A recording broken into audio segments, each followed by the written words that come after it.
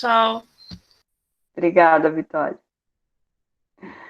Muito bem, então, nesse dia 20 do 10º mês aí desse ano de 2020, estamos aqui para mais uma aula do cursinho popular, para Enem Popular aqui de Concórdia, uma atividade constituída aí por um grupo de pessoas que querem contribuir para o processo educativo. E hoje, nessa aula de Sociologia, conforme o combinado, a gente vai trabalhar um pouco, né, sobre Zygmunt Bauman. Esse autor que tem aparecido em várias provas no Enem, tem se tornado bem famoso no âmbito não só da sociologia e da filosofia, mas em vários espaços que buscam interpretar, né, a sociedade que a gente está vivendo. Então, o primeiro encontro nós analisamos algumas questões que caem no Enem e, de modo generalizado, falamos sobre vários assuntos. Aí a ideia desse encontro de hoje é nós falarmos um pouco sobre esse autor, em função da sua magnitude, né, dos seus estudos.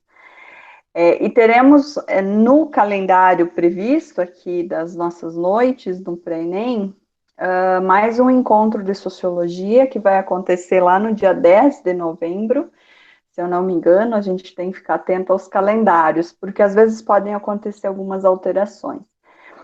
E aí eu estava conversando com a Vitória antes de vocês chegarem aqui, e pensamos que também seja importante uma abordagem, mesmo que rápida, sobre os autores da sociologia brasileira.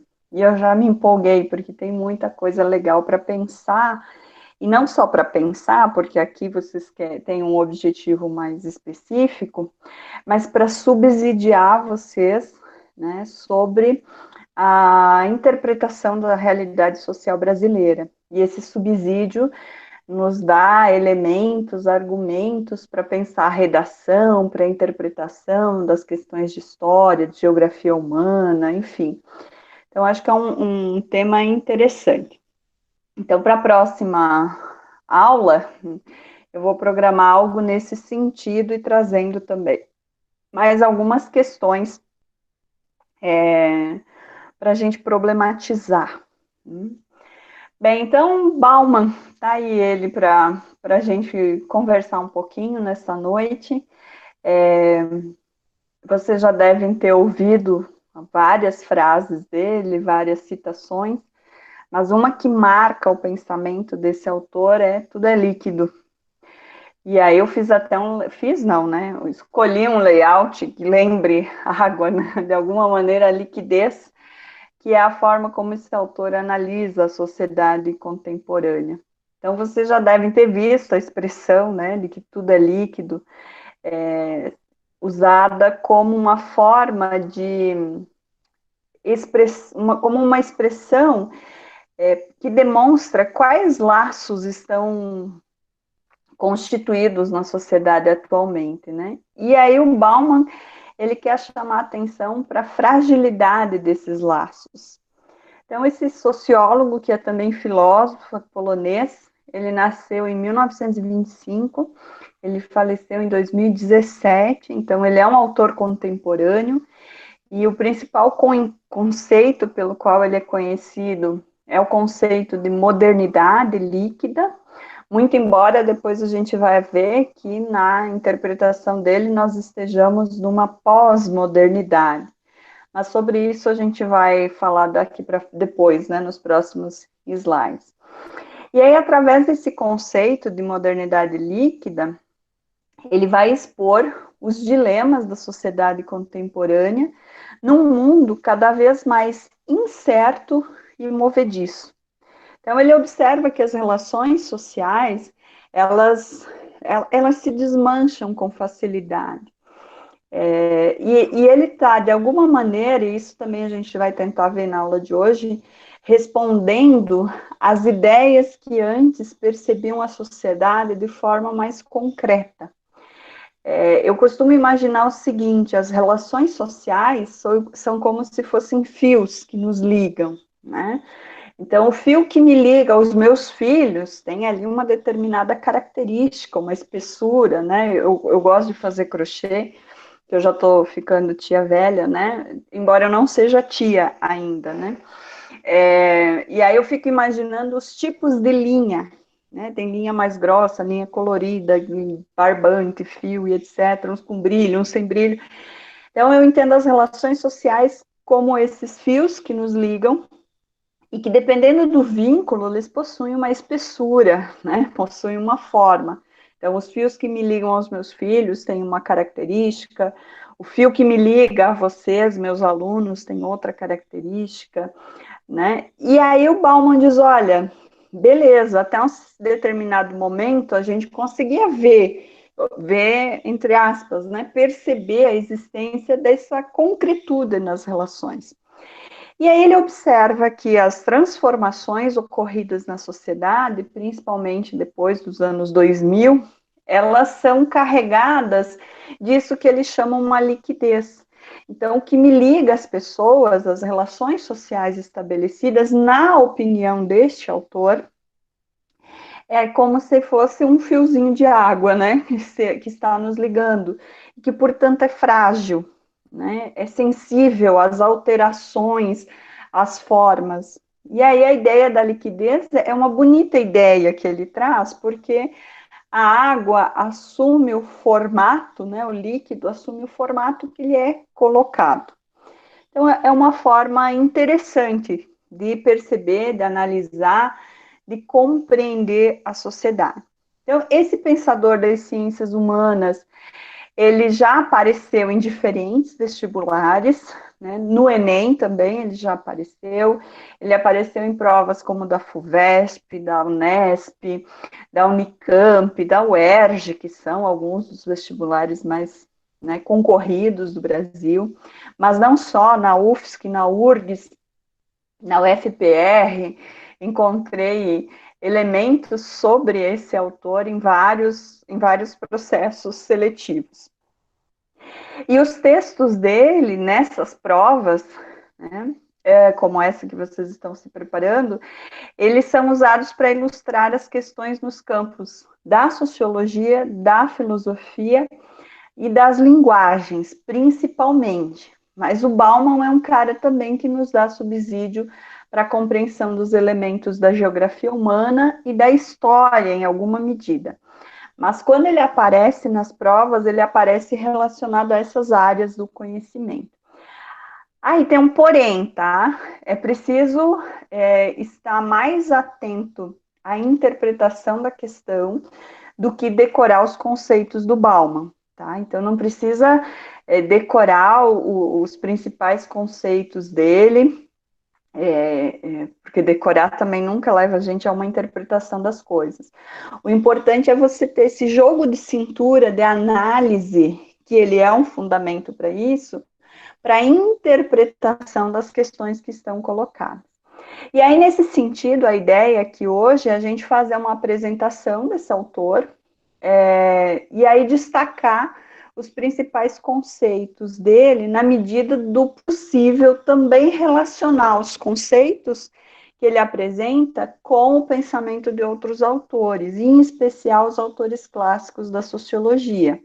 Aí eu fiquei imaginando que com esse exercício a gente consegue fazer uma espécie de revisão dos autores clássicos e traz os elementos desse autor que é contemporâneo. Então, na medida do possível, eu vou fazer essa relação, tá, entre o Bauman e principalmente dos autores clássicos, o Durkheim e o Marx. Não diretamente com o Max Weber, porque o Bauman não sei se eu estou forçando muito em dizer isso, mas ele é uma espécie de sequência da análise weberiana, da compreensão dos fenômenos sociais.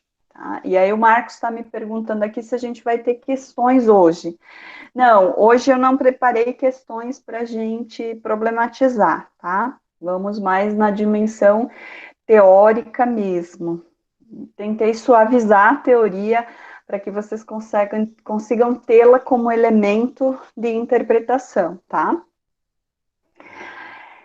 Esse pensador também, ele se tornou famoso, e eu diria até que ele está meio que na modinha, né? Na moda, o Bauman, porque ele foi utilizado como repertório cultural, né, nas redações de Enem nos últimos anos. E por que ele tem sido utilizado nas redações? Porque os jovens, os estudantes que escrevem essas redações, provavelmente procuraram nesse autor elementos para entender a sociedade contemporânea, e os conceitos que ele desenvolve podem nos explicar vários aspectos e fenômenos da atualidade. Então, através da teoria do Bauman, a gente pode pensar as questões ambientais, a gente pode pensar as relações sociais virtuais, todo esse fenômeno, né, das redes sociais, o que elas significam, e a gente vai falar sobre isso. Ele nos permite ter elementos para pensar um conteúdo que, via de regra, cai em todas as provas e que a gente estuda no ensino médio todo, que é a tal da globalização. Então, ele tem se tornado famoso também quando citado nas redações. Então, a aula de hoje aqui é um misto de subsídio teórico para a redação, né? Eu não vou arriscar chutar qual vai ser o tema da redação, até porque a prof. Vanessa é que está trabalhando com vocês essa parte, eu também não domino muito. Mas no sentido de trazer esses elementos que vão permitir vocês terem argumentos para escrever. Hoje mesmo eu estava corrigindo alguns trabalhos dos alunos, e aí são respostas a algumas questões, ou às vezes eu peço textos, e a resposta não está errada, mas ela está pouco argumentada. E a redação requer isso, requer argumento. E aí, como é que você vai ter argumento? Lendo, né? Conhecendo, estudando. Né? A gente não tem argumento tirado do nada. Né? Hoje à tarde eu estava num projeto que eu coordeno de ensino, e o professor que participou com a gente disse: temos que ter teoria, porque sem teoria a gente não vai até a esquina. Né? Então temos que ter essa leitura de mundo, essa compreensão da sociedade para poder escrever. Né? E escrever é uma habilidade complexa que nós seres humanos desenvolvemos. Então o Bauman ele é fantástico para nos dar elementos para pensar sobre várias coisas. E aí eu vou tentar abordar um pouquinho dessas várias coisas que o Bauman nos suscita a pensar. Então, as ideias desse autor, elas nos dão subsídio para a reflexão sobre a sociedade de consumo, a questão do medo na sociedade atual. E aí, quando a gente fala da questão do medo, a gente chega na dimensão da insegurança, do papel do Estado. Então, vejam que já dá subsídio para pensar a questão política, pensar a questão do desarmamento, das polêmicas várias que surgem, né, no nosso cotidiano, e, portanto, a gente pode pensar a vida, o tempo, e eu acrescentaria que o espaço, tempo, espaço, aí vem a ideia da globalização, a ética e os valores humanos, as relações afetivas, a constituição familiar, como nós estamos nos relacionando com os indivíduos, amorosamente, por exemplo, ou então com as amizades, como as redes sociais interferem nesse processo, a globalização, que eu já citei, e também qual é o papel da política na sociedade contemporânea. Então, esse autor ele é considerado um autor humanista, porque a grande questão que ele trabalha em todos os seus textos e que a gente encontra em toda a sua obra é a questão da condição humana. Né? Que condição nós temos para desenvolver a nossa humanidade? E ele tem sido importante, e eu falei que ele virou moda, mas não é no sentido pejorativo, porque ele tem uma habilidade de falar sobre esses fenômenos da condição de ser humano, que são tão complexos, de uma forma clara, né? De uma forma que é possível as pessoas terem acesso. Porque convenhamos que tem alguns filósofos e sociólogos que escrevem em português, mas que você acha que é grego, né? Você lê um parágrafo e não entendeu, você leu de novo e continuou não entendendo, né? Isso já aconteceu comigo quando eu fui tentar ler Hegel. Eu achei extremamente complexo. E o Bauman não, ele fala da complexidade da vida, da condição, eu diria, desumana em que nós nos encontramos, de uma forma clara, de uma forma serena. E ele é um autor contemporâneo, então ele acompanhou todo esse processo, né, de transformação, é, não necessariamente de transformação, mas de mudanças na forma como nós nos comunicamos. E aí um senhorzinho muito simpático, né? E muito antenado às mudanças da sociedade que a gente tem vivenciado e a sociedade em que vocês nasceram, né? Vocês mais jovens nascem nesse contexto. Opa, balancei aqui o meu celular. Vocês nascem nesse contexto que o Bauman chama de modernidade líquida. E aí ele tem algumas frases que são célebres, né, para pensar esse conceito. E uma delas é que a única certeza é a incerteza. Então, em 2000, o Bauman publica um livro que chama Modernidade Líquida. Eu tenho ele por aqui, eu queria mostrá-lo, mas agora não tá na mão. A Tainá já leu esse livro, disse que gostou muito. Também li nas férias esse livro, né?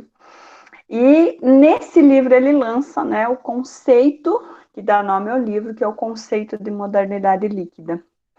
E ele lança esse conceito porque, para ele, os líquidos, diferentemente dos sólidos, mudam de forma o tempo todo, né? Dependendo de onde ele esteja, do recipiente onde ele está, ou se ele não está num recipiente, ele está como essas gotículas da tela, né? Se espalhando, mas que conservam as suas características. Então, isso quer dizer o quê? Que estamos num contexto social que é diferente, mas que ao mesmo tempo possui elementos que são os mesmos do passado.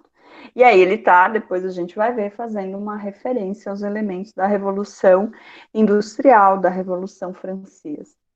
E aí ele vai usar essa ideia de fluidez, a qualidade ali de líquidos e gases, né, para fazer uma metáfora sobre esse momento que a gente está vivendo. E ele é muito feliz ao fazer essa metáfora, né?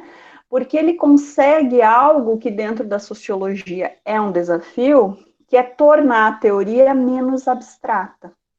Porque a sociologia é uma ciência abstrata. E abstrata significa o quê?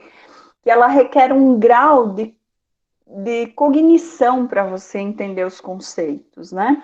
Por exemplo, se eu falar para vocês laranja, na cabeça de vocês certamente vem uma imagem de laranja, né? A fruta, na sua maioria, ou então poderia haver a imagem da cor também, né? Mas é algo concreto, que rapidamente vocês, de algum modo, imaginaram mais ou menos a mesma coisa. Agora, se eu falar para vocês produção industrial, várias coisas diferentes vão vir à mente de vocês. Se eu falar capitalismo, cada um de vocês vai pensar numa expressão de capitalismo ali na sua mente. Isso significa que o que vocês expressam como pensamento é fruto dessa capacidade de abstração. Então, o Bauman ele é muito feliz ao conseguir romper essa barreira da abstração teórica e nos dar um exemplo, né, fazer uma metáfora da sociedade que a gente consegue perceber. Que, inclusive, já tem até o PowerPoint prontinho no sistema, com essas gotículas de água, né? A gente tem uma noção melhor das relações sociais através dessa metáfora. E aí ele diz que nos tempos líquidos, as relações se tornam cada vez menos sólidas e estáveis. Então, a gente vive mudanças nas instituições, na política e na forma como nos identificamos. E essas mudanças na identidade ou nas identidades significa que há uma grande mudança cultural. Porque a cultura é a forma como nos identificamos coletivamente. E cultura é a forma de ser, agir e pensar dos indivíduos. Então, o Bauman percebe que a forma de ser, agir, lembram do Max Weber, ação social. A forma de ser, agir e pensar na sociedade contemporânea tem se modificado substancialmente. E aí, aqui no decorrer dessa nossa conversa, eu vou tentar, a partir dele, mostrar em que pontos da sociedade essas alterações têm acontecido. É importante observar, então, embora eu já tenha comentado, não existe uma mudança absoluta, né? Não há uma transformação social, mas estamos num processo de. Então, ainda não vivenciamos a consolidação dessa transformação, mas, segundo Bauman, estaríamos num processo de transformação.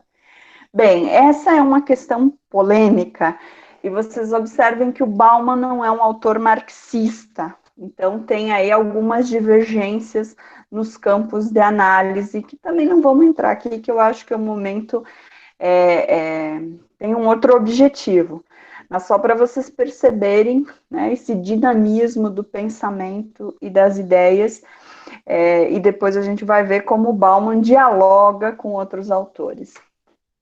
Bom, então ele elabora um conceito que é essencial para a análise e para a reflexão da sociedade chamada pós-moderna. O Marcos está perguntando aqui, eu vou respondendo assim que vocês fazem a pergunta, porque ela aparece para mim aqui e depois ela desaparece, então para mim não perder. Como assim transformação social? Pois é, eu também, lendo Bauman, me pergunto, e essa é uma questão que talvez mereça mais estudo da nossa parte em relação a esse autor, de que transformação ele está falando, né? E aí eu já vou chegar aí, porque tem a fotinha aqui embaixo de um outro carinha que falou muito de transformação e de revolução, inclusive. Então, o Bauman, ele entende um processo de transformação não como Marx entendia, transformação da base do processo produtivo.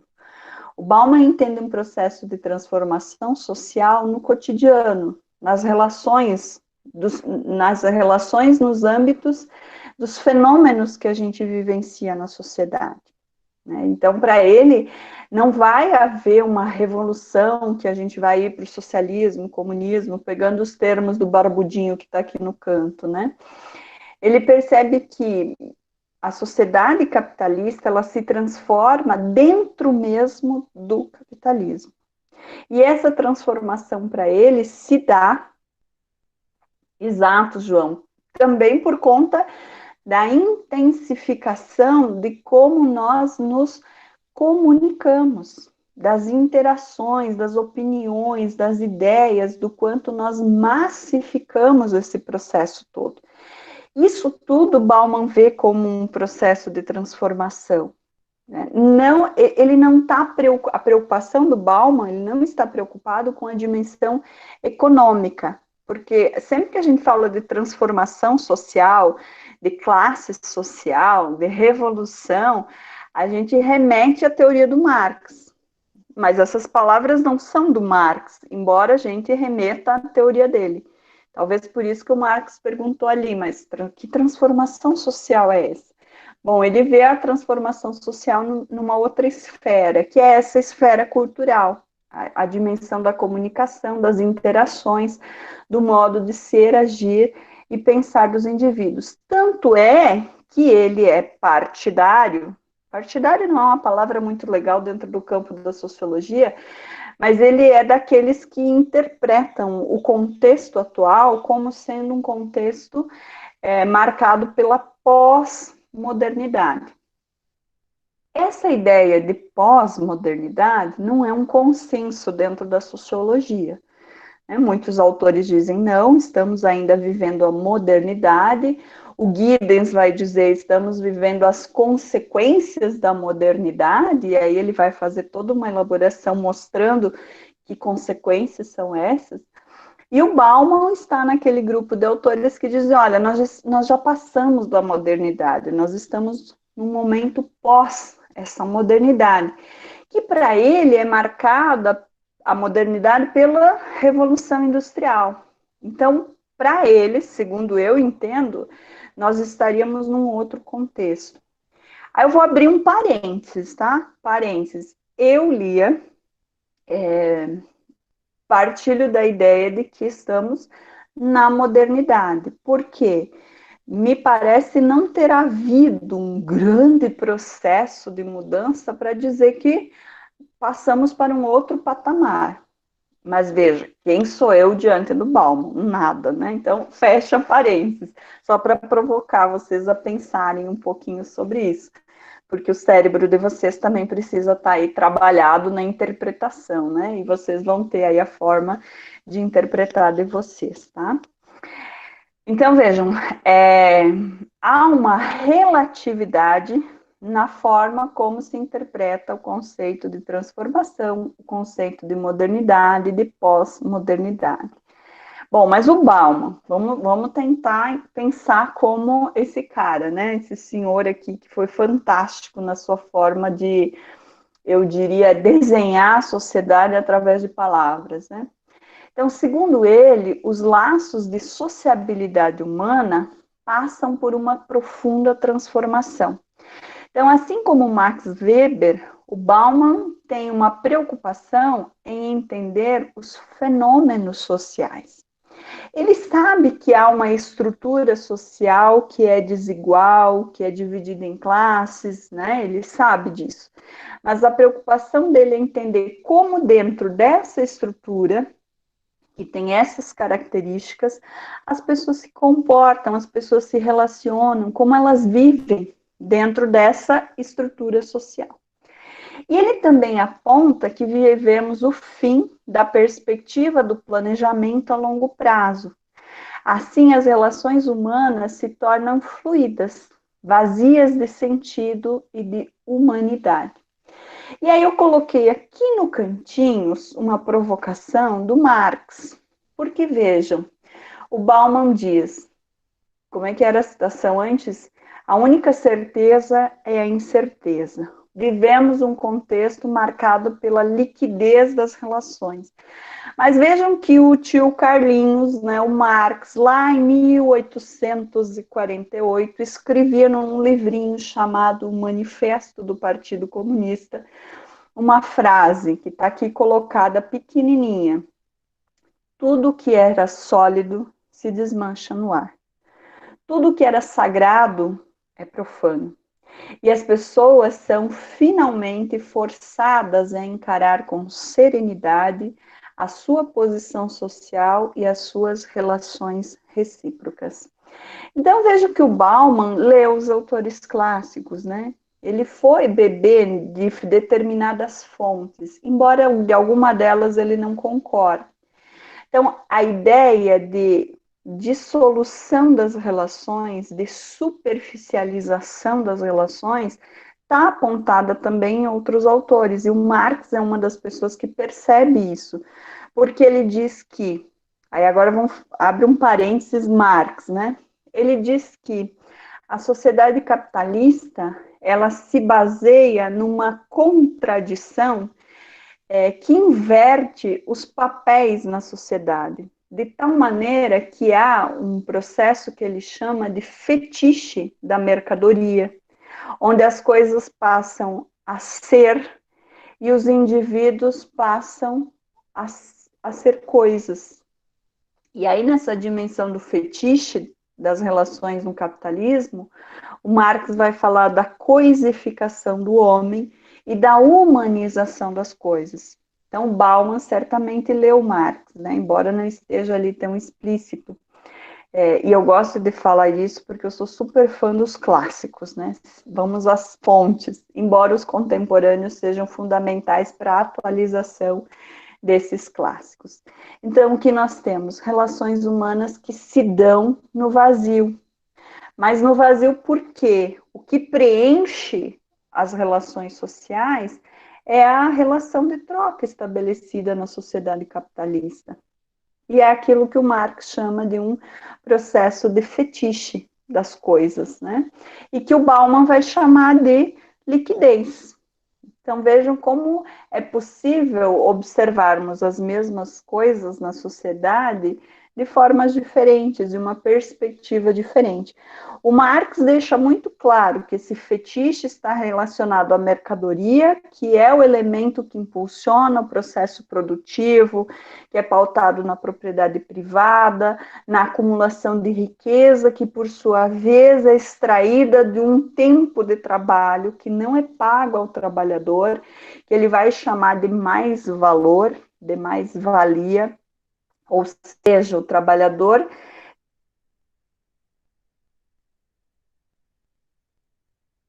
Voltei. É que dá uma travadinha aqui às 8 da noite. É, ou seja, o trabalhador, ele trabalha um tempo específico do seu dia, ele tem uma jornada de trabalho, e dentro dessa jornada já estão colocados os custos todos da produção. Seus salários, impostos, matéria-prima, o maquinário, a indústria, a água, a luz, tudo.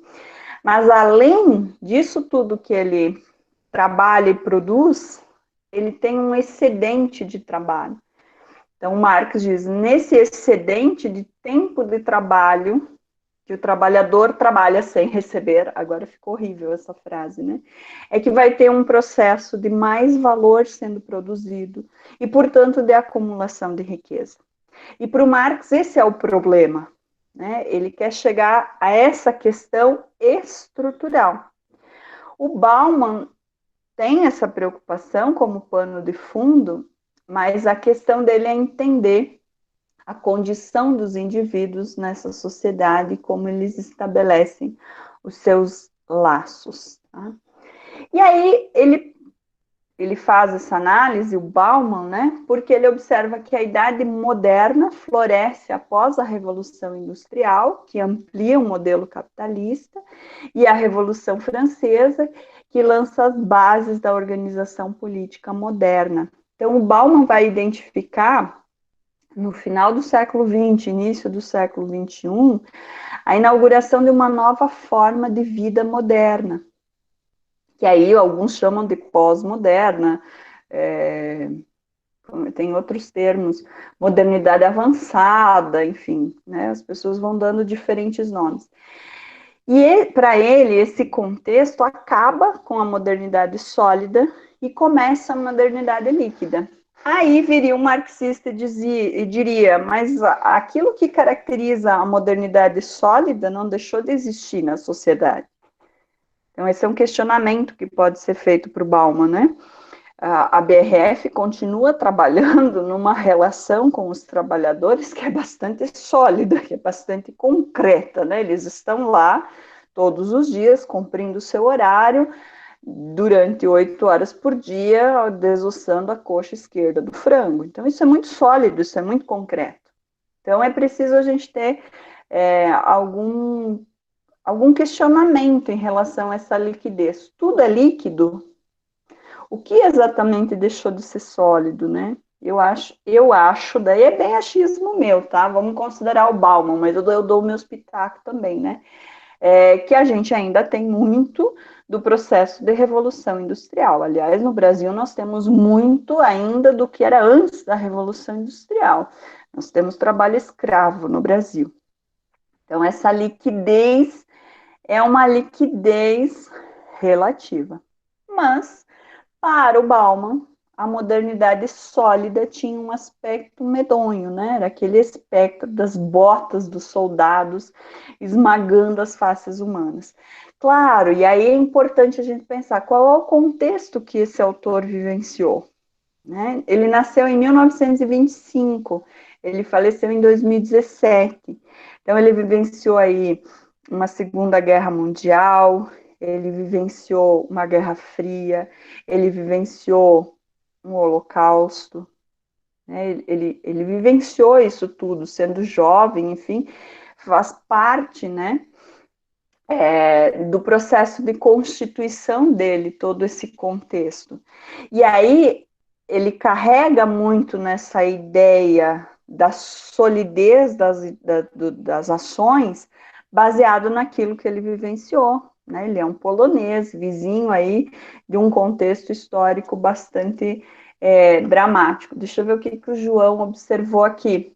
Seria por isso que estamos em um processo de transformação ainda? Exato, porque ele percebe essas mudanças, né?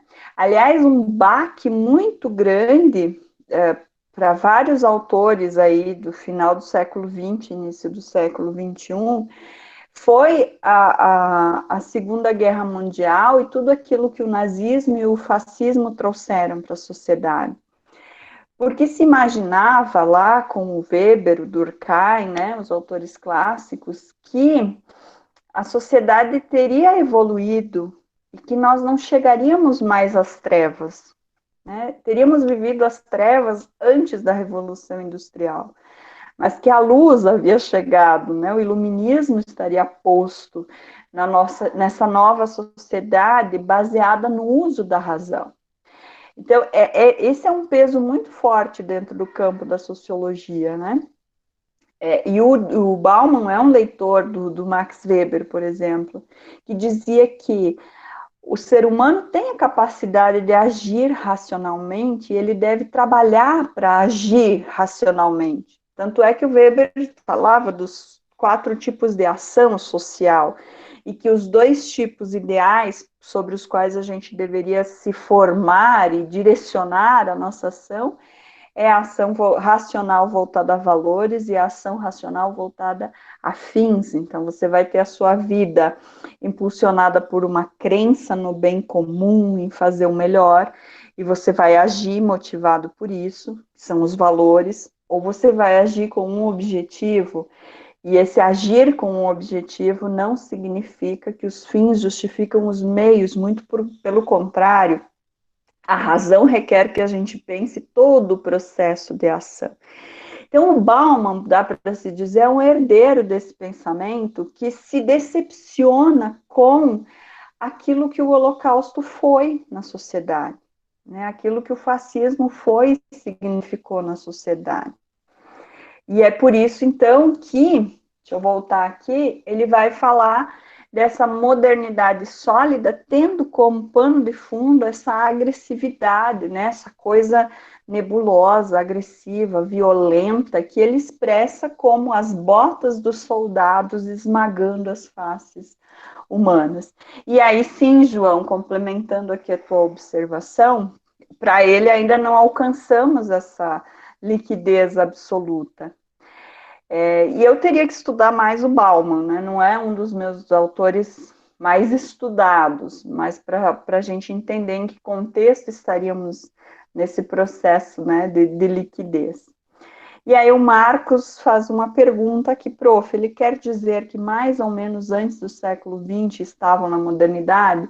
Isso, né? Mais ou menos aí até meados do século XX, um pouquinho mais, caracterizando a modernidade, e o finalzinho do século XX, entrando no XXI, o que seria essa pós-modernidade. Tá? Mais ou menos, né?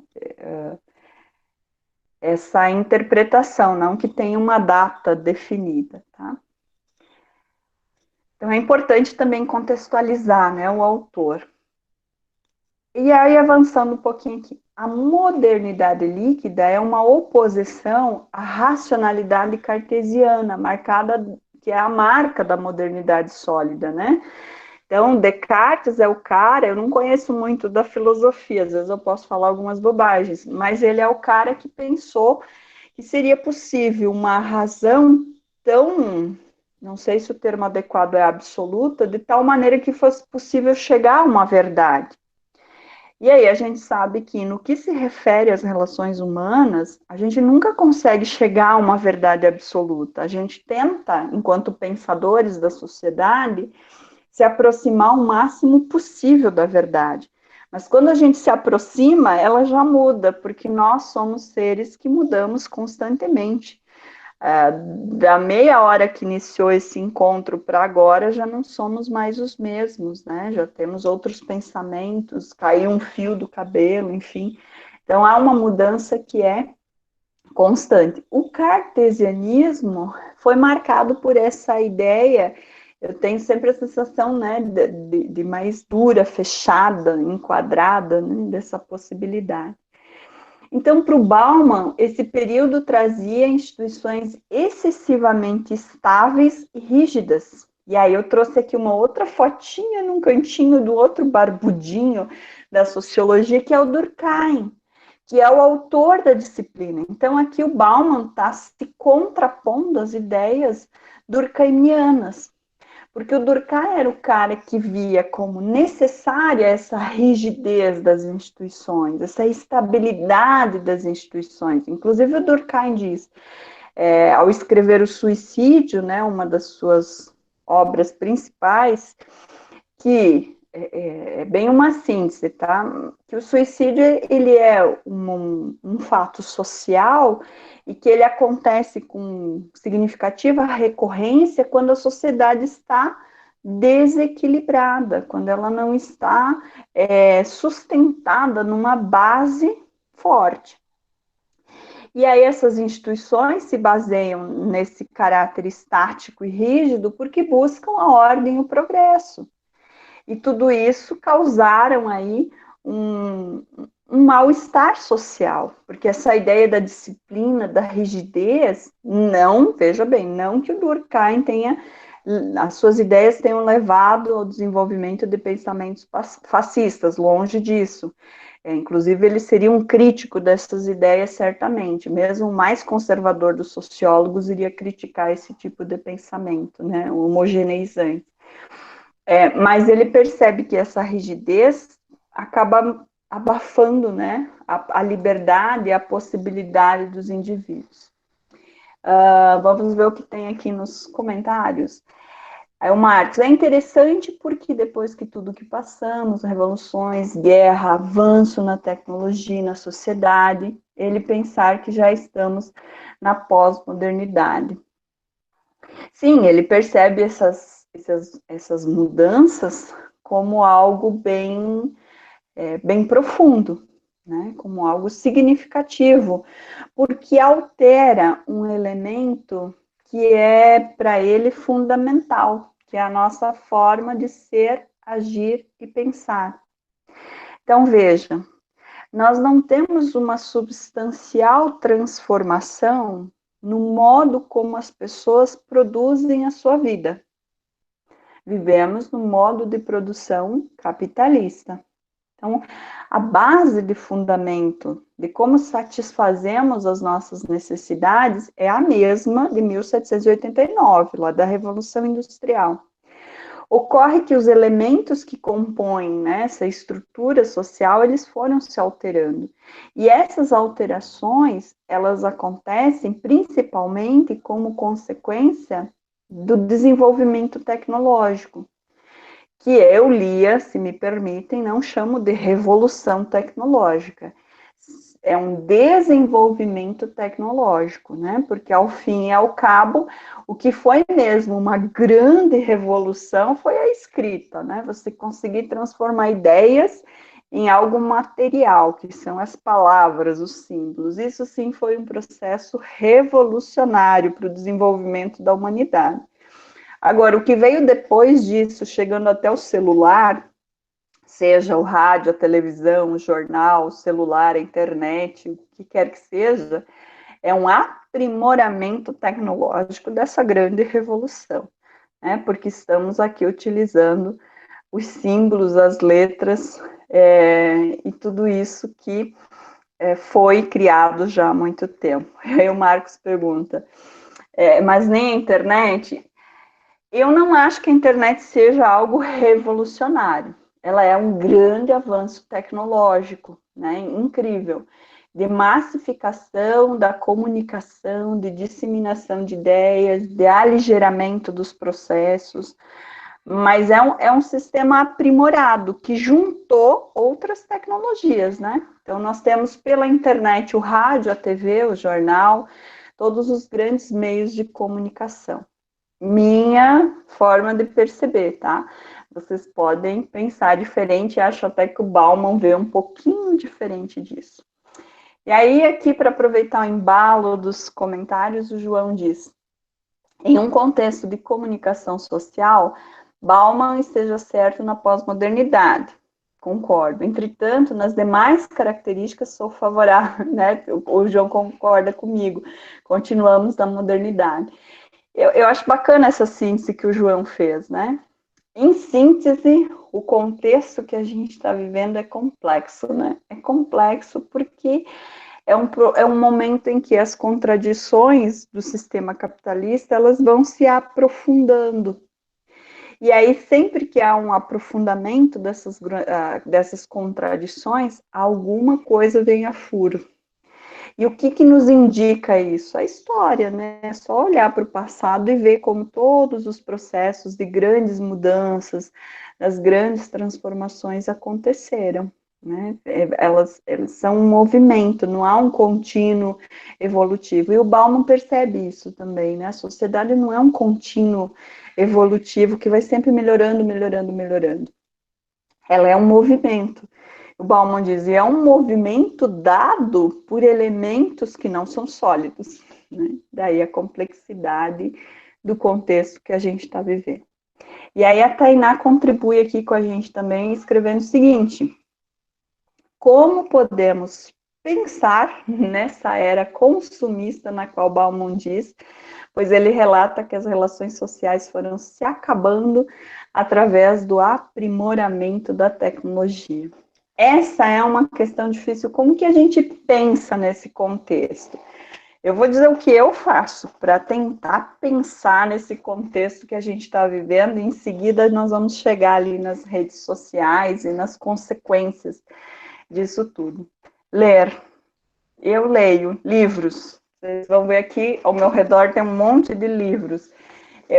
Para mim, a leitura sempre foi uma espécie de fuga da realidade, do mundo, dos problemas, e ao mesmo tempo que era uma fuga, ela também é um encontro. Então, como é que a gente vai pensar nesse contexto, né?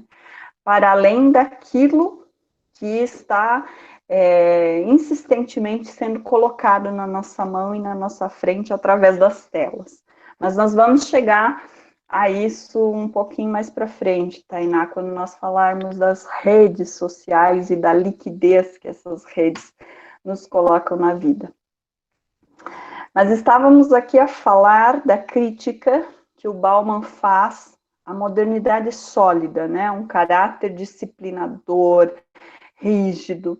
E aí o Weber, o Durkheim, o barbudinho aqui do canto, né? Nem sei se vocês conseguem ler, eu consigo aqui, aí vocês ampliem ali. Ele diz o seguinte, para a gente ter... o Marcos está perguntando a aula de filosofia, eu acho que vai ter, sim, específico de filosofia, tá? Embora nós somos irmãs, a sociologia e a filosofia, né? Tem muita coisa que aparece juntos. E o Bauman, ele é sociólogo e filósofo, então tá meio junto e misturado hoje. Terão duas, ó, a Vitória está dizendo aí em dezembro, de filosofia. E acho que vai ser bem legal. Então, o que o Durkheim diz? Né? Ele que é o cara, o mais conservador dos sociólogos, o autor da disciplina, da rigidez, das regras, ele diz o seguinte, e aí a gente entende um pouquinho do que o Bauman está falando, da crítica, né, que o Bauman faz. A construção do ser social, feita em boa parte pela educação, é a assimilação pelo indivíduo de uma série de normas e princípios, sejam morais, religiosos, éticos ou de comportamento, que balizam a conduta do indivíduo num grupo. O homem, mais do que formador da sociedade, é um produto dela. Então vejam aqui que o Bauman está no meio de uma polêmica sociológica entre o Max Weber e o Durkheim. Para o Durkheim, o que é mais importante é a sociedade. Por quê? Se eu não estiver aqui amanhã, enquanto indivíduo, as coisas vão precisar continuar acontecendo. E elas vão acontecer. Né? Se eu não puder dar aula de sociologia no próximo encontro, isso não significa que vocês não terão um encontro de sociologia, vocês vão ter com outra pessoa. Olhando assim, parece muito fria, né, a análise do Durkheim, de fato é, porque ele está preocupado com a consolidação de uma sociedade que ele vivencia e que é nova, baseada na produção industrial. Então, daí a ideia de que essa sociedade só conseguiria se consolidar, avançar, evoluir, que é o termo que ele utiliza, a partir das regras estabelecidas, e regras sociais que priorizem o coletivo. Então, na relação entre indivíduo e sociedade, para o Durkheim, o que é mais importante é a sociedade. O Max Weber vai dizer, olha, não que o Durkheim, Marcos, não veja o indivíduo como alguém que não faça diferença. Ele até faz, mas é preciso que essa diferença que ele vai fazer seja bem comedida, né? Seja bem contida, para não causar grandes desequilíbrios sociais. Ele vê que a sociedade muda, que ela vai se alterando, mas ele diz, não tem como impedir as mudanças, não tem como impedir que os indivíduos interfiram nas relações coletivas, mas é preciso que ela seja controlada e não é mitigada a palavra, mas dosada, né, para que não cause grandes mudanças, grandes transformações na sociedade, grandes desequilíbrios que culminariam em anomalias sociais. E o Weber, por sua vez, ele diz, olha, a sociedade não é nada sem o indivíduo. Então, a prioridade é a gente entender e compreender como os indivíduos agem e qual é o contexto que eles produzem nessa ação e relação que é estabelecida socialmente. Então, a preocupação do Bauman está mais nesse campo weberiano de análise que parte, né, da compreensão do indivíduo para conhecer a sociedade. E pela estabilidade do Estado, vamos seguir aqui no nosso slide, né, da família, do emprego ou de outras instituições, se aceitava um determinado grau de autoritarismo. Bom, então eu me submeto a uma determinada condição, mesmo que autoritária, porque essa condição me dá segurança. Então eu vou abrir, aí a gente vai lá no Hobbes, Locke, Rousseau, papapá, a gente vai abrir mão da liberdade plena para que a gente consiga viver em sociedade. Então eu acho, segundo Durkheim, né, muito bom não ser livre para fazer o que eu quiser em nome dessa segurança. Mas, segundo o Bauman, a marca da pós-modernidade é a própria vontade da liberdade individual. Então, chega-se aí num contexto em que o indivíduo, essas não são as palavras do Bauman, mas é como se o indivíduo cansasse disso, né? Poxa, eu estou sempre abrindo mão da minha liberdade em nome dessa segurança, mas aí o que se tem na realidade concreta? Uma grande insegurança. Bom, já que eu abri mão da minha liberdade para ter segurança, eu não tenho segurança, eu quero mais ter a minha liberdade individual garantida. E é esse fenômeno que o Bauman vai tentar compreender. Como se dá esse processo de busca de uma liberdade individual numa sociedade que é marcada pela coletividade. Nós vivemos numa sociedade profundamente coletiva. Porque tudo que nós estamos utilizando aqui nesse momento, como ferramentas tecnológicas, o fone, o computador, o celular, né, tudo que está aqui no espaço, e eu imagino que vocês estão num espaço também com várias coisas ao redor, a caneta, o lápis, o caderno, enfim, aquilo que vocês têm aí, foi necessário que outras pessoas fizessem. Se dependesse só de mim, eu não teria nada disso. Então, a sociedade que a gente vive hoje, ela é, por um lado, em termos materiais de produção, né, da satisfação das nossas necessidades, extremamente coletivizada, nós vivemos num contexto de interdependência cada vez maior, né? Porque as pessoas, antigamente, né, as pessoas saíam para a cidade. Eu lembro da minha avó, a nona querida, quem é meu aluno que já foi sabe, eu sempre dou ela como exemplo. Ela ganhou uma boneca agora, essa semana. Ela tá bem velhinha, a nona. Ela contava que antigamente só vinham para a cidade para comprar sal, né? Tudo eles produziam, o que eles precisavam, eles mesmos faziam. Hoje não, né? A gente compra absolutamente tudo. Isso significa que vivemos numa sociedade de interdependência cada vez mais intensa. Agora, a contradição está que, nesse contexto de produção material da vida interdependente, nós procuramos uma liberdade individual. E aí dá um choque. E aí essa coisa vira um líquido, né? Essa coisa vira uma coisa que a gente não consegue definir a forma. Eu acho que é um pouquinho por aí que o Bauman vai desenhando, né, os seus conceitos, a sua teoria.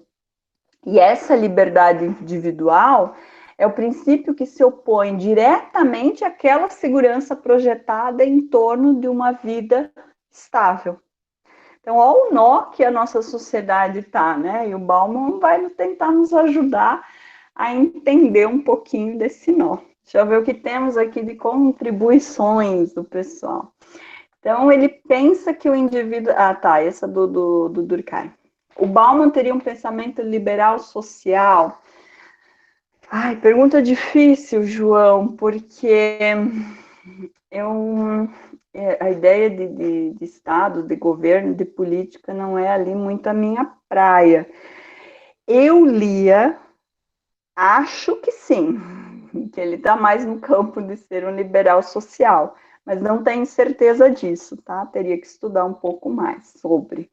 Vocês vejam que eu também não sei tudo sobre tudo, né? Eu espero poder ajudar dentro das minhas limitações. Eu tendo a achar que sim, João, tá? Mas teria que ler um pouco mais e entender um pouco mais do autor para confirmar essa informação. A Tainá complementa aqui, um exemplo disso foi Sartre. Quando ele morreu, havia pessoas que falaram que tinha perdido a grande bússola, pois Sartre era livre e as pessoas não sabiam como iriam agir, por conta da teoria e do impacto, né, que esse autor gerou na sociedade. Mas também não sei falar muito do Sartre, não, Tainá. Vocês são complicados para uma professora de sociologia. Brincadeira. Vitor, que é uma total contradição mesmo, né? Eu acho que o grande nó, e o Sartre também foi um autor que procurou desvendar um pouco esse nó. A questão da liberdade é um complexo, né? Já não de agora, a filosofia toda carrega essa discussão. Vivemos em uma sociedade que não dependemos só de nós, exato, né? Nenhum ser humano é capaz de viver sozinho, nenhum. Não conseguimos ser nada sozinhos, tá? E cada vez mais é mais difícil viver sozinho.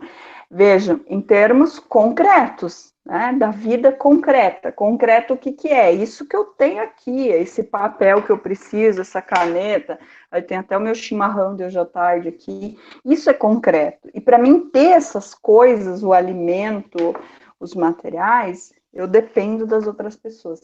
Mas o Bauman está observando uma outra dimensão da vida, que é aquela que não é concreta, que é do âmbito das relações sociais, né? Que é aquela que diz respeito à forma como nós pensamos, agimos e nos relacionamos.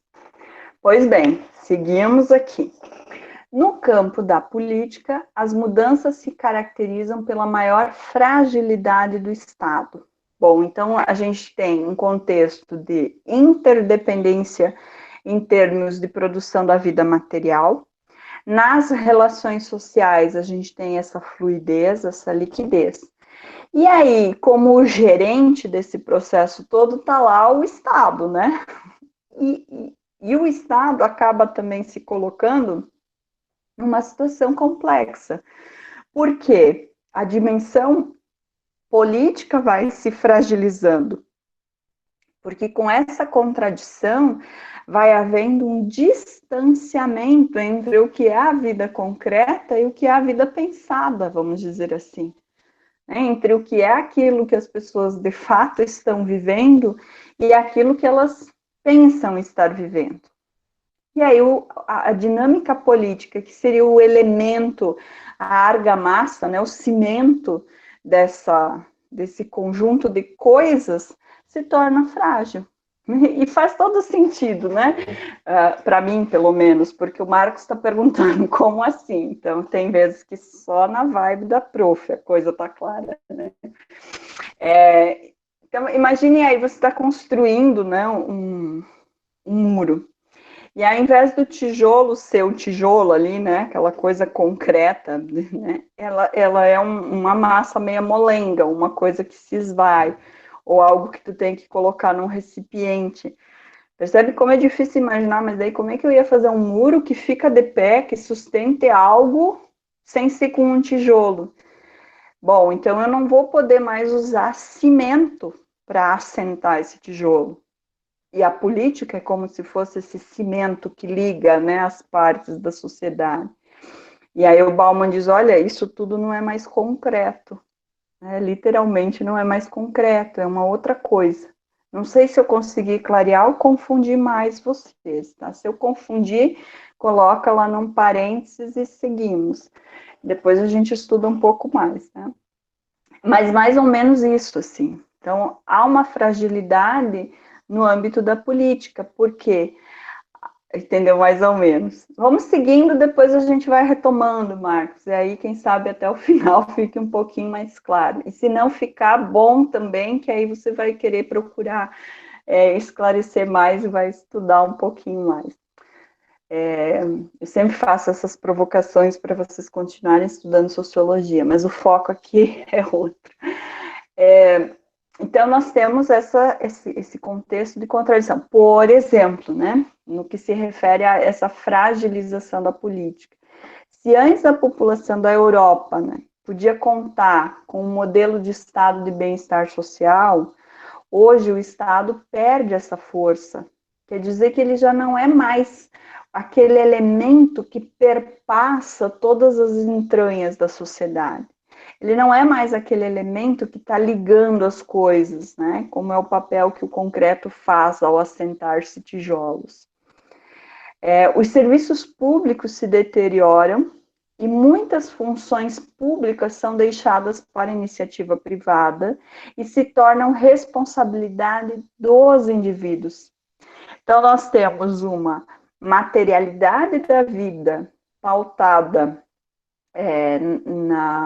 no que é concreto, né? Nós precisamos de coisas para sobreviver, comida para comer, roupa para vestir, casa para morar, isso é concreto, né? Material.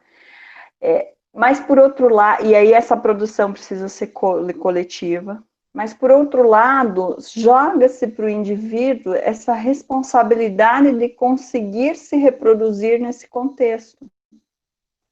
Então, você tem uma individualização das relações sociais numa sociedade que é interdependente. Então, por exemplo, com o fim dos modelos de previdência pública, isso significa que a pessoa, ao ficar incapaz, né, é ruim essa palavra, mas quando ela fica idosa e por uma série de questões físicas, psicológicas, enfim, não consegue ser tão produtiva quanto, né, os mais jovens são, nesse contexto de modernidade líquida e, portanto, de fraqueza do Estado, em que ele já não dá mais conta de atender às demandas do bem comum, a gente tem um grande problema social colocado, que é o caso que eu pus aqui para não esquecer de comentar com vocês, do Chile.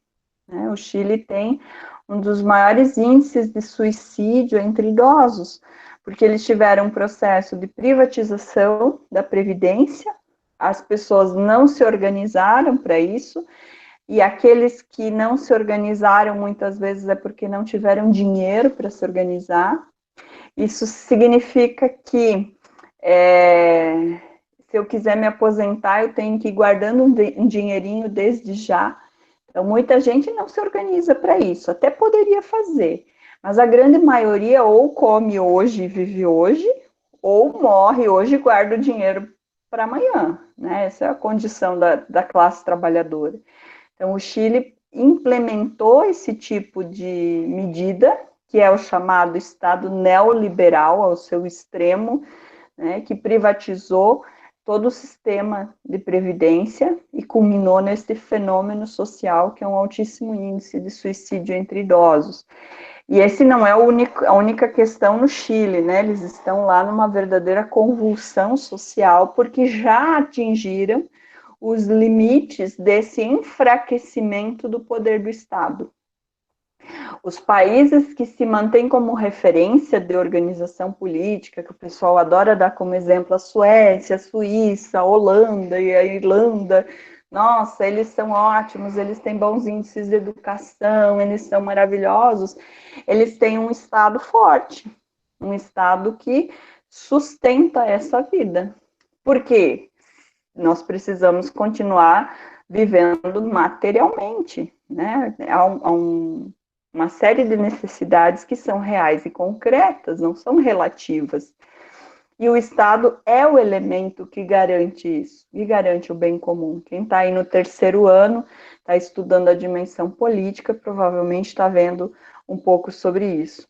No caso do Brasil, o que nós temos? Recentes reformas que têm demonstrado e propositalmente tem se constituído de desmantelamento do Estado, de enfraquecimento desta que é a instituição base da sociedade. E aí as consequências disso estamos a vivenciar através do alto índice de desemprego que nós temos atingido, já são em torno de 17 milhões de pessoas desempregadas, sem contar as que estão em desalento. Desalento é aquelas pessoas que já não procuram mais emprego, né? Já procuraram por tanto tempo e não procuram mais, então o IBGE acaba fazendo uma contagem diferenciada. Então, são 15, vamos arredondar aí, 15 milhões de pessoas procurando emprego, sem contar as que já desistiram disso tudo. Essa é uma das consequências de um Estado enfraquecido. E aí o Marcos está perguntando como que o Estado é forte? Quando ele tem um protagonismo na dinâmica econômica e social do país, quando ele garante, quando ele trabalha para garantir o bem comum dessa sociedade, o mínimo do bem comum dessa sociedade, e no sentido de amenizar o distanciamento e a desigualdade social. Então, o Estado tem esse papel, ele minimiza os impactos da desigualdade social, gerenciando aí os elementos econômicos, sociais, as políticas públicas, garantindo os direitos. Então, o Estado é forte quando ele garante que grande parcela da população tenha condição de vida, né? Tenha segurança, tenha saúde, tenha educação, tenha comida. Nós estamos novamente entrando no mapa da pobreza, né? Isso, quando o Estado pensa em políticas públicas, ai, tem um bichinho aqui, políticas públicas que significam o bem comum, né? Ou a maioria das pessoas tendo direito, pensando na coletividade. Por exemplo, as pessoas criticam, né? Ah, funcionário público é um peso, funcionário público. Eu fui numa loja agora durante a pandemia que eu precisei comprar uma batedeira, né? E aí fui na loja e o cara criticando o servidor público. Ah, você também, se servidor público só recebe, nem trabalha, papapá, não sei o quê. Eu falei, olha, mas se eu não fosse servidora pública, eu não estaria aqui comprando e você não estaria ganhando a comissão. Então vejam que os países mais ricos, eles têm um grande número de funcionários públicos, porque significa que estar ligado ao Estado dá uma segurança financeira e essa segurança impulsiona a economia. Então, no momento de crise, em geral, quem continua comprando e mantendo um padrão de consumo é quem consegue manter um salário. Então, quanto mais estável a economia do país, quanto mais rico ele é, podem pesquisar aí, maior o número, a proporção de pessoas que são funcionárias públicas. Mas veja, vamos voltar aqui para o Bauman, que a gente já foi lá para o lado da economia, né? E o tempo que vai passando mais rápido do que eu queria. Um Estado mínimo, e portanto o Estado neoliberal, de acordo com o Bauman, é o significado de um enfraquecimento das relações sociais. E isso eu acho bem interessante a forma como o Bauman apresenta, como ele faz essa crítica ao que nós estamos vivenciando em termos políticos, em termos de enfraquecimento de uma instituição que é tão importante para manter a sociedade organizada, né? E aí o Bauman vai identificar uma crise da democracia e o colapso da confiança na política. Por isso que é tão comum as pessoas dizerem que não gostam de política. Eu não gosto, eu não quero nem saber, eu odeio políticos. Isso é ruim. As pessoas deveriam gostar de política, porque política é aquilo que nós fazemos constantemente por estarmos vivendo em sociedade. E aí o Bauman diz, olha, as pessoas já não acreditam no sistema democrático porque ele não cumpre suas promessas. Para ele, por exemplo, a vitória eleitoral de candidatos como Trump nos Estados Unidos é um sintoma de que a retórica populista e autoritária vai ganhando espaço como uma solução para preencher esses vazios. Então, as pessoas já não confiam mais na possibilidade de uma construção de relações baseadas no diálogo, no debate, no embate de ideias, né? As pessoas acabam não tendo paciência para isso. E à medida em que a gente não quer se envolver com esses elementos políticos, alguém se envolve. Né? Eu não quero pensar em política, né? Eu estava ouvindo a minha avó bem faceira que ela não precisa mais ir votar. Ai, ainda bem, porque ela já tem lá 80 e poucos anos, não é mais obrigada a votar. Eu disse, nossa, eu gosto de participar da política, porque aquilo para mim é importante, tem um sentido, tem um significado, e eu vou poder escolher, e tem essa dimensão que é bacana, você vai ver alguém que vai representar suas ideias. Então, essa dimensão da política, ela é fundamental. E ela está se perdendo. Mas ela não deixa de existir porque eu não gosto de política. Ela continua existindo.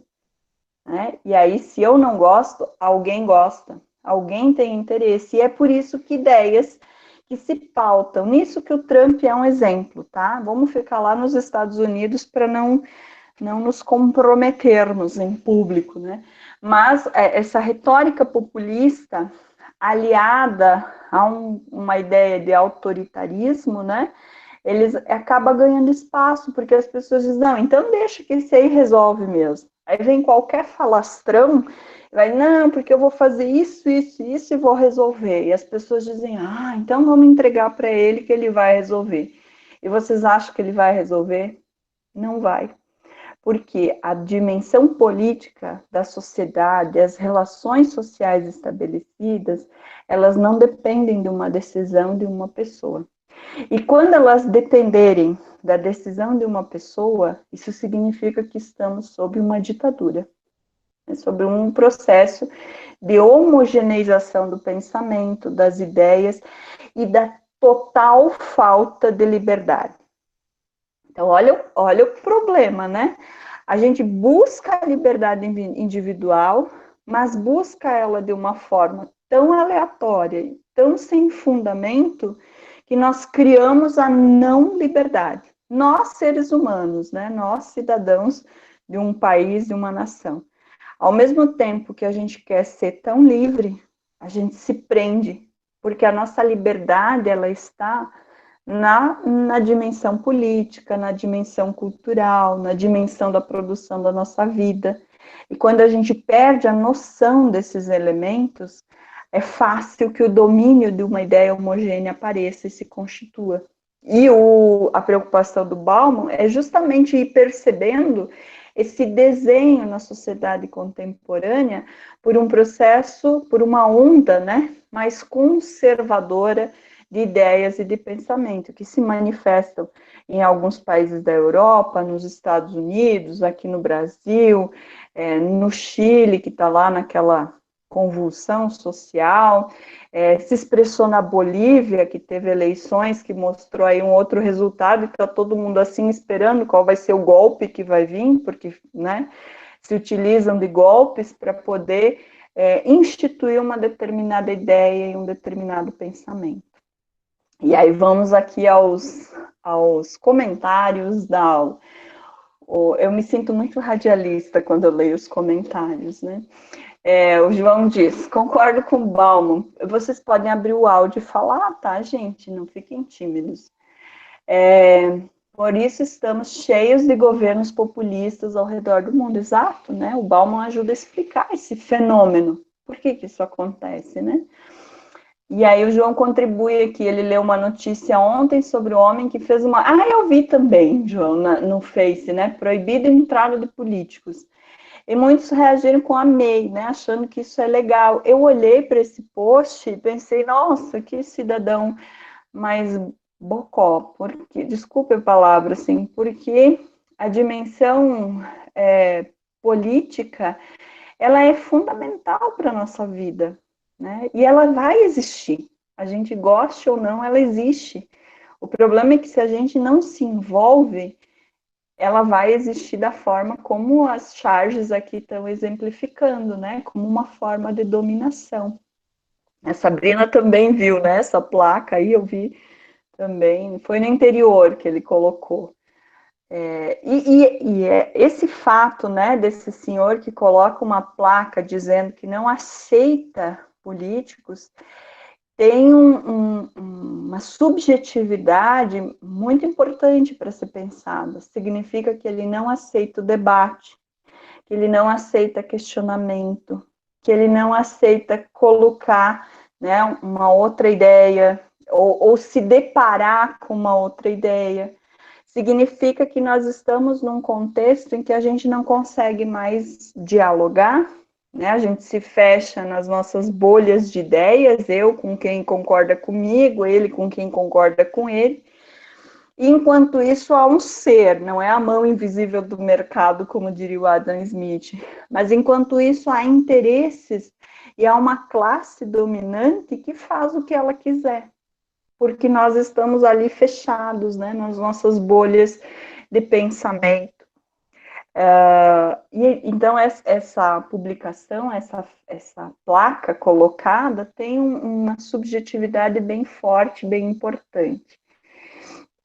E aí o Marcos está perguntando o que é um governo populista.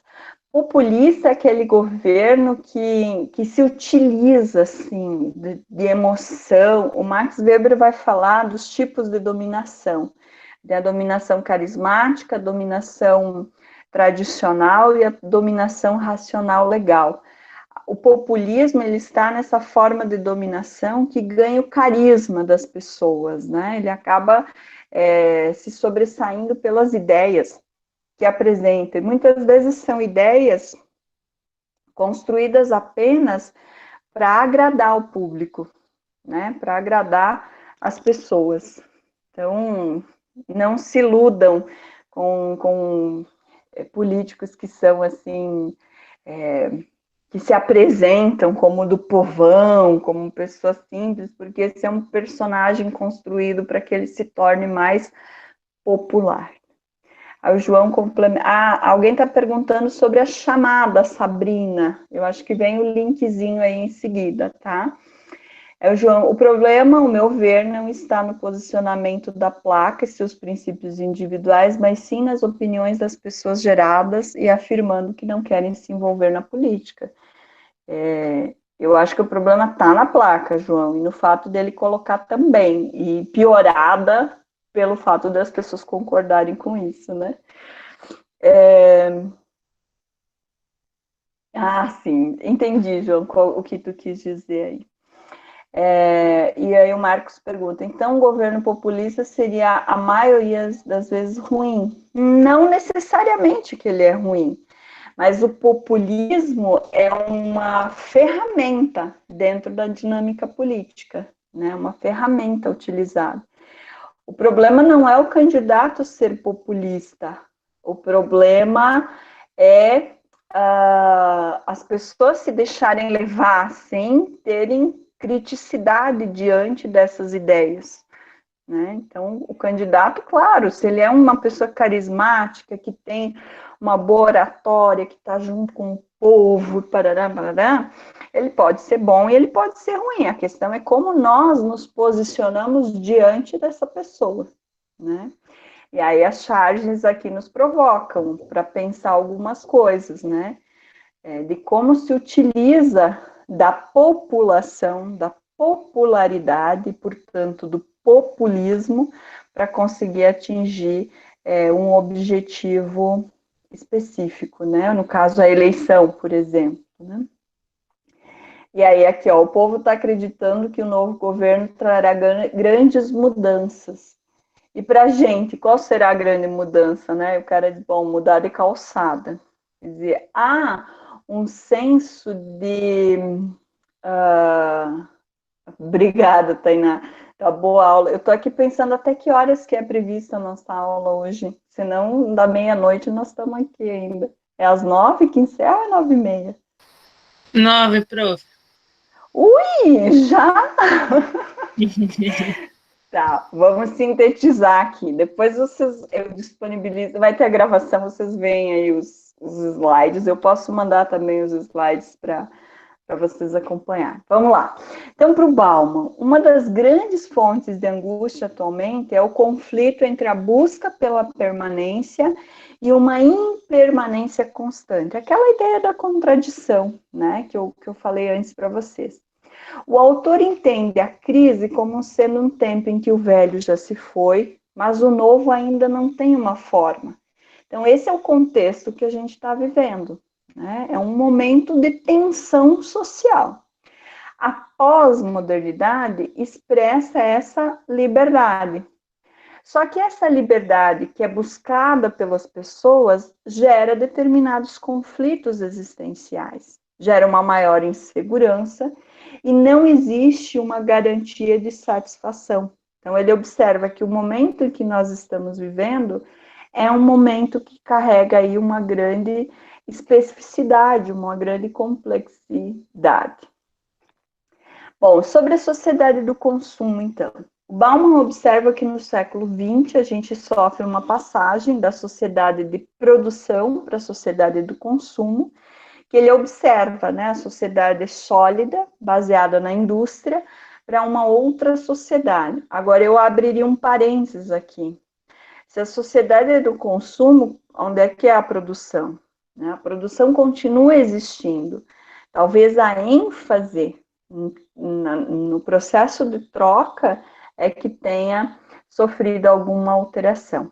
Então, isso não significa que não exista uma produção, mas que o sentido do ato de consumir vai ganhar outro patamar, vai ganhar outra dimensão.